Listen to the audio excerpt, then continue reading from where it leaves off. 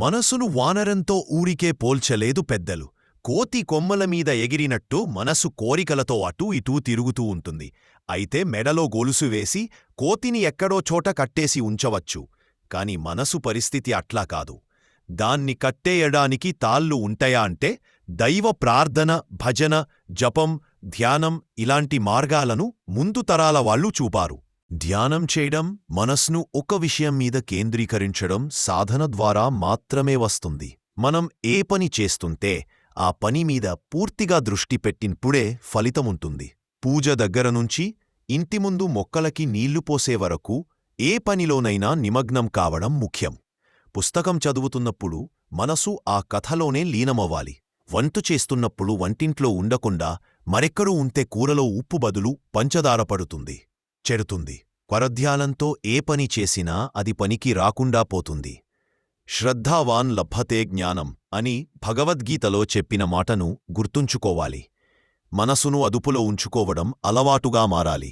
భగవంతుడి నామస్మరణ చేస్తున్నప్పుడు ఆ నామమీదే దృష్టి ఉండాలి.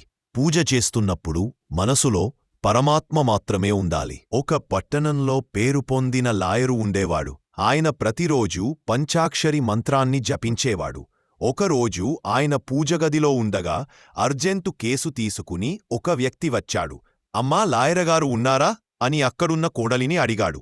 మామగారు పూజగదికి వెళ్లేముందు ఆమెకి ఏదో చెప్పాడు. కోడలు వచ్చిన వ్యక్తితో మా మామగారు చెప్పులు కుట్టే అతని ఇంట్లో ఉన్నారు అని గట్టిగా చెప్పింది. ఆ మాటలు విని బయటికి వచ్చాడు. ఏంతమ్మా, ఏమిటా మాటలు? నేను పంచాక్షరి జపిస్తుంటే ఇంకెక్కడో ఉన్నానని చెబుతావేంటి? నీకేమైనా మతపోయిందా అని గట్టిగా అడిగాడు. ఆమె శాంతంగా, మామగారు, మీరు ఎన్నిసార్లు పంచాక్షరిని జపిస్తూ అమ్మా అతను నా చెప్పులు కుట్టి తెచ్చాడా అని అడగలేదు? ఒకసారైతే చెప్పులు కుట్టడానికి ఇచ్చి వారం రోజులైంది, ఇంకా తీసుకురాలేదు. రాని వాడి వీపు పగలగొడతాను అన్నారు.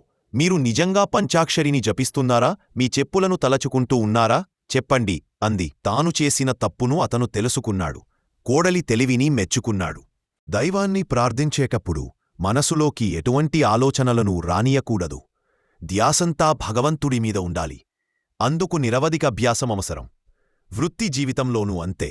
మనసును అదుపులో ఉంచుకోవడం ద్వారా సర్వం సమకూరుతుంది. ఏ కార్యమైనా ఫలవంతమవుతుంది.